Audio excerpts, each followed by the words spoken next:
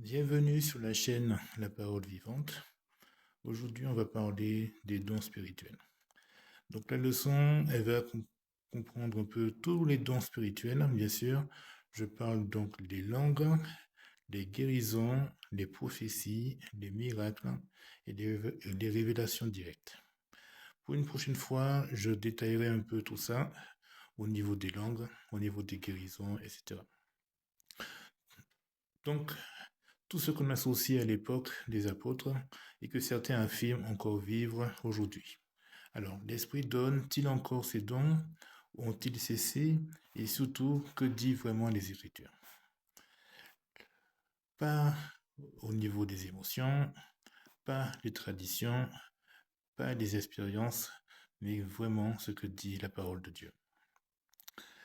Paul nous dit, je ne veux pas que vous soyez ignorants, selon 1 Corinthiens 12, verset 1.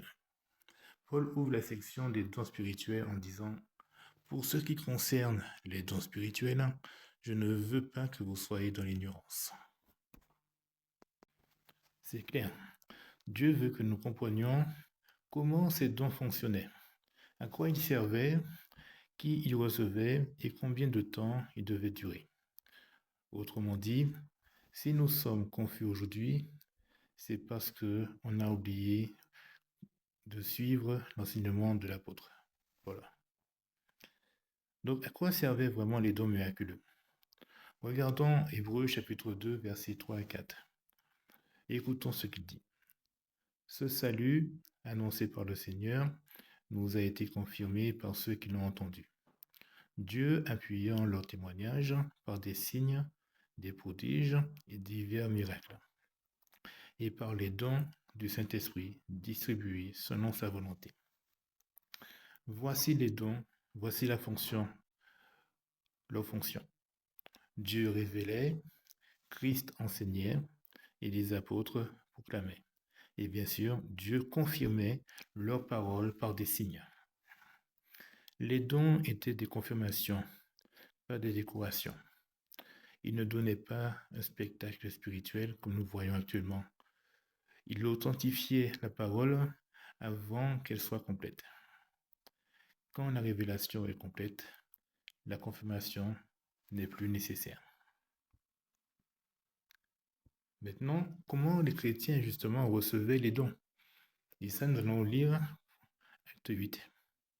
C'est le texte que presque personne ne lit, vraiment et pourtant. Le chapitre 8 répond à la question. Philippe prêche en Samarie, les Samaritains croient, ils se font baptiser, ensuite Philippe fait des miracles lui-même. Mais nous voyons qu'aucun ne reçoit les dons spirituels. Pourquoi? Acte 8, verset 14, verset 16 nous explique. Quand les apôtres qui étaient à Jérusalem apprirent que la Samarie avait reçu la parole de Dieu, ils envoyèrent qui? L'apôtre Pierre et l'apôtre Jean. Ceux-ci arrivèrent, prièrent pour eux afin qu'ils reçurent le Saint-Esprit, car ils n'étaient encore descendus sur aucun d'eux. Alors Pierre et Jean, ils posent les mains, et là, les dons ont été transmis. Puis Acte 8, verset 18 nous dit, Simon vit que le Saint-Esprit était donné par les positions des mains des apôtres. Qu'est-ce qu'il fait? Donc, on voit déjà premièrement que Simon, le magicien, est magicien. Il reconnaît le possédé, bien sûr. Il comprend que beaucoup refusent encore aujourd'hui, que seuls les apôtres pouvaient transmettre les dons miraculeux. Sinon, il aurait demandé à Philippe. Donc, c'est pourquoi, par exemple, Timothée reçoit son don par les mains par les mains de Paul. Paul veut aussi aller à Rome pour transmettre un don. Aucun chrétien non apôtre dans toute la Bible, en tout cas dans tout le Nouveau Testament, ne transmet un don quel qu'il soit. En gros, sans apôtre, plus de transmission, sans transmission, les dons ils s'arrêtent. Nous voyons que Paul aussi annonce la fin des dons. En 1 Corinthiens chapitre 13. Qu'est-ce qu'il nous dit, Paul? les prophéties prendront fin, les langues cesseront, les connaissances disparaîtront, puis il explique pourquoi. Nous connaissons en partie, nous prophétisons en partie, mais quand sera venu ce qui est parfait, ce qui est partiel disparaîtra. Alors beaucoup de personnes, bien des gens pensent que ce qui est parfait, c'est le ciel. Mais en écoutant le contexte, Paul nous dit que quand les dons seront finis, la foi, l'espérance et l'amour demeureront. Au ciel, il n'y aura plus de foi, car on verra Dieu, et l'espérance parce qu'elle sera accomplie. Donc Paul parle de maintenant, la période où justement l'Église n'a plus les dons, mais la foi, l'espérance et l'amour. La révélation était arrivée à sa maturité et les dons se retirent naturellement. Le texte que personne n'ose appliquer en 1 Corinthiens 12.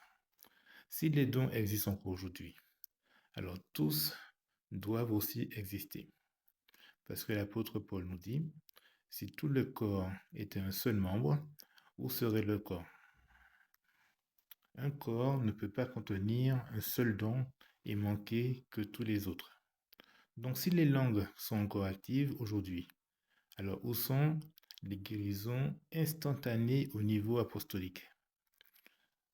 Les miracles visibles, où sont passées aussi la prophétie infaillible, je dis bien infaillible, la connaissance miraculeuse et les interprétations surnaturelles de langues étrangères. Nous ne les voyons pas parce qu'ils ne sont plus donnés.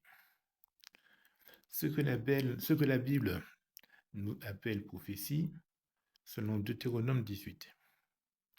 Dieu donne un test simple. Si ce que dit le prophète n'a pas lieu, c'est que l'Éternel n'a pas parlé. Dans la Bible, la prophétie, c'est quoi? La prophétie doit être exacte, précise, parfaite et infaillible.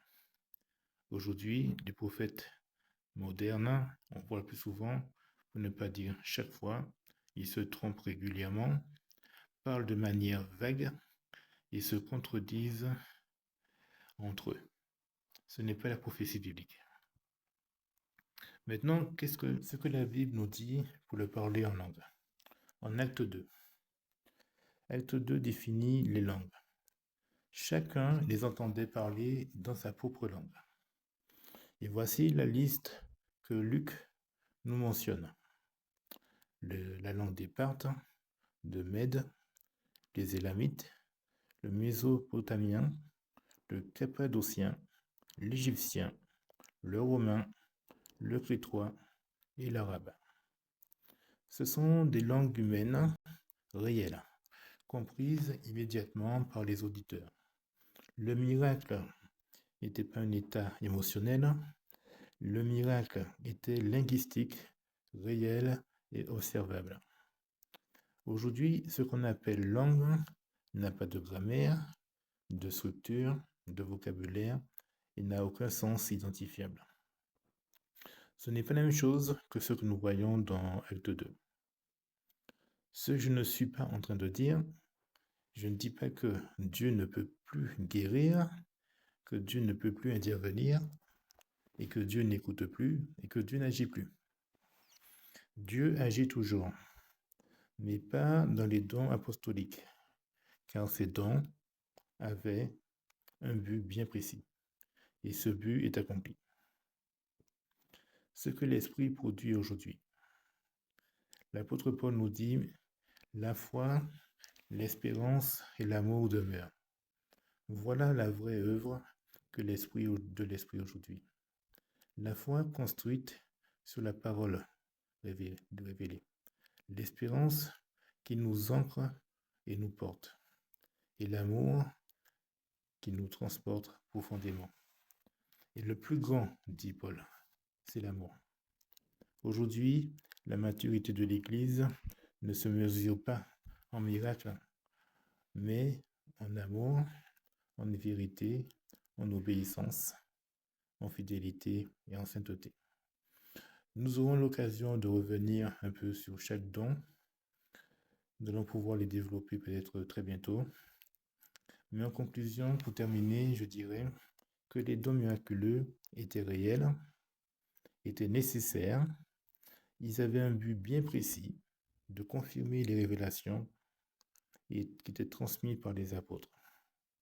Et ils ont cessé lorsque la révélation a été complète. Et aujourd'hui, Dieu nous a donné quelque chose de bien plus stable qu'un miracle passager. Sa parole parfaite, complète, confirmée et vivante. Tu veux voir l'œuvre du Saint-Esprit dans ta vie? Regarde ce qu'il produit.